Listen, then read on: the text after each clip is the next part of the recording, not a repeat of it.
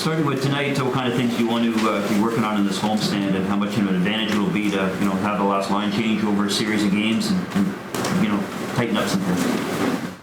Yeah, I think the line change piece of it is probably insignificant at this point in the season. It's it's better than not having the advantage, of course, but the focus for us is just continuing to get better in each area of our game. Defensively, we've got to slow things down that are coming towards our net. That's a big focus for us. Obviously, we're still looking for ways to break through here more consistently on offense. And then our special teams, our power play in particular, obviously, has got to get going here. So those are all things for us to focus on as we can, settle in to a little bit more of a routine here at home for the next little bit. We'll play tonight, and then obviously as we get into next week, it's game practice, all the way through kind of situation. So we can just focus on those things and just build each day. Did you see progress on the power play? No, obviously they didn't score in Chicago, but what did you make of them? Yeah, I thought it was the most dangerous it's looked consistently. When we looked at each of the power plays, that we had really good looks on each of them. Still think there's things that we can do a lot better for sure with our execution and all of that. But obviously we had changed some things there with that, with the power play going into that day. So first day for that look, I thought was a positive one, but we got to keep building on it. Why did you decide to make that change? Well, just the other one wasn't working. And what do you think getting Mitch back on that top ball will accomplish for you? Well, it just obviously gets puck in Mitch's hands a lot more, but it also gets Austin on the other side of the ice, which is another change there. So that. Just getting those guys moving downhill towards the net encourages more activity towards the crease. So those are the big things for us there. We've got to find ways within that, though, to make sure that we're utilizing Will and John as well. Yeah, and we've got to build them into everything that we're doing with the puck and make sure that we're utilizing all the different skill sets that we have out there. Sheldon, with Muzzin, what's the process to get him back to a game that he probably wants to be at, you think? Yeah, just, for a guy that's been so good for so long, you have confidence that he's going to find it.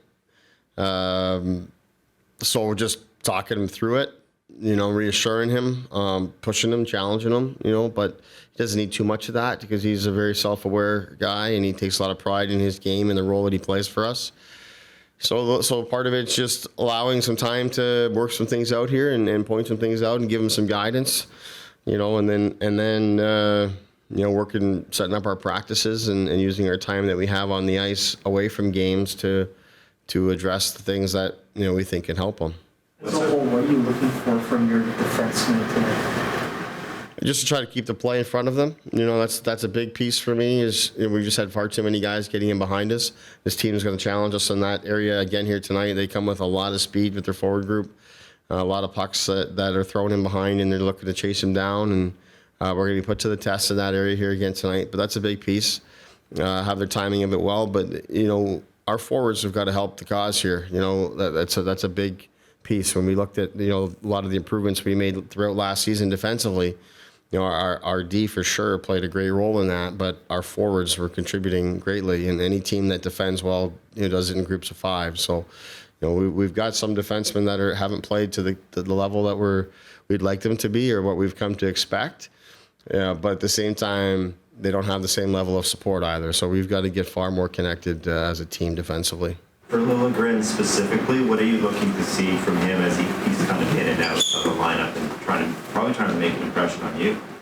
Yeah, just executing the things that we're looking for. Show that you can play and take on minutes and minimize mistakes, especially the defensive ones, show that you're reliable and that, like we just talked about here, we don't want to allow people getting in behind us. So don't let anyone in behind you. Be physical, close quickly, get the puck up to the forwards, when puck's on your stick, make a play. Those are the simple things. Like, Lily's, he's really rounded out his game very well, since he's come into pro hockey in North America. And whether it's 5-on-5 or his ability to kill penalties now, the ability to move pucks up the ice and help on offense and kind of keep the chains moving offensively, those are really good things. I like in this game. So he's just got to go out and be confident. It's tough coming in and out of the lineup because you're not in a groove. You're not going consistently. But that's that's the reality for a lot of young players. So he's got to find his way through that. What do you see in Detroit? Probably getting a few teams a little bit of a surprise in their start. Yeah, just that there's going to be no surprise for us. I mean, we've been watching closely, and they're full marks for the results that they've had to date here.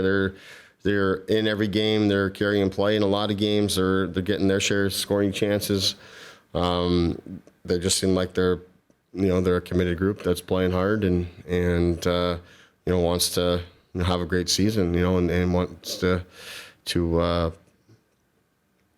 push to win and compete in games. You saw, I know it's been flying around, that sequence that they had last night, and we used it with our group this morning, just a really quick snapshot of the type of mindset that Detroit has in terms of how they're playing with a ton of urgency, and they're competing at a very high level early in the season, and they're not going to make it easy on us for sure. What do you make of Lucas Raymond from what you've seen so far? A ton of skill, a ton of confidence. As a guy I saw down in Traverse City, so I had my first look there. Off to a great start, dangerous scorer, great skill set. They've got some really good young forwards there that that can skate and make plays and score, and he's certainly at the top of the list. How much are you and Greg Moore looking forward to seeing Alex Steves, considering he had a really good rookie camp and then got hurt? Now he's back with the Marlins. Yeah, for sure. I talked to Greg the other day. I know he was excited to get him back, and he was really excited about working with him through development camp and then the early going in Traverse City. And I was out there watching him, and he had done really well in his first game, and then got injured, of course. So that was disappointing. Not only did not give him the experience of the camp and playing some preseason games and things of that nature, which he was certainly on track to do, but they were, from what they had seen, they were certainly counting on him to be an important guy for them. So tough to not have him early here, but he's worked real hard by all accounts, and sounds like he had a good first game yesterday. So that's very encouraging for him, the Marlies, and ultimately us as well. Would you describe Spets' ability to, depressurize is the right word, but at least provide perspective at certain points in the year, like the past week where you guys are trying to end a losing streak? Yeah, that's the value of veteran players. That they've been through it and they have that perspective. They know not to panic when everyone else around you wants to do that. Recognize how long the season is and all of that, but still value every single day and the importance of every day at the same time. So there's that balance there. That is important. He's a very even-keeled guy, as we've come to know. He's got a great level of respect from his teammates, so he's able to say things that that's going to get their attention, and they know that it's coming from the right place, and it's a real nice asset for us to have. Plan on giving Travis some run here with Morgan, or is this kind of a game-by-game? Yeah, we'll see how it goes. We want to give him that opportunity. Obviously, Hall's not going to play tonight, but he is a guy that, he's an important part of our team. We feel like taking a step back today made more sense to just give him the day, give him yesterday's practice today, kind of clear his head and get some work in.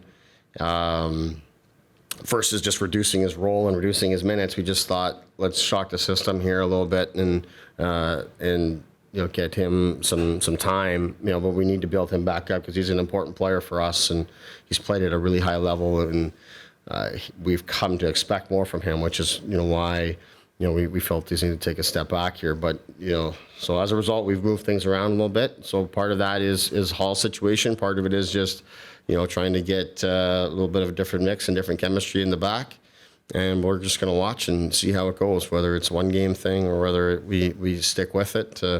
I haven't made any guarantees to Halsey in terms of whether he's going to go right back in or not. And we're just going to watch and play. And if this turns into a healthy competition on our back end, then that'll be good for everybody. So how much does sitting Justin have to do with Justin versus sending a message to the group at large about accountability? I think it's a little bit of both. Like I said yesterday, it's not just Halsey and his situation, but we do look at it from his perspective, and I thought this was a good opportunity to remove him and kind of refocus and get some good work in with whether it's our skills coaches or whether it's with Dean this morning, and get some good work in there and help his game. But I think at the same time, it just, it's easy when you want to put Liljegren in. It's easy to, take Sandin or Dermott and talk to those guys and remove one of them and put in Liljegren. But it's a lot harder to make a decision and remove one of your guys that plays in your top 4 and plays 20 minutes a night and is consistent and consistent with his role and with what he's been given. But to disrupt that, I think, just shows that we're expecting better. We're expecting better from our group as a whole. And, as I'm saying, there's a lot of focus on our defense, but, we also been talking a lot about how our forwards have a role to play in supporting our D. It's a tough game to play when you got a ton of speed flying at you and you don't have levels of support and layers inside of that. So we've got to do better as an entire group. But certainly, if there's any message, it's just that, we're not happy with the way things have gone and we expect better.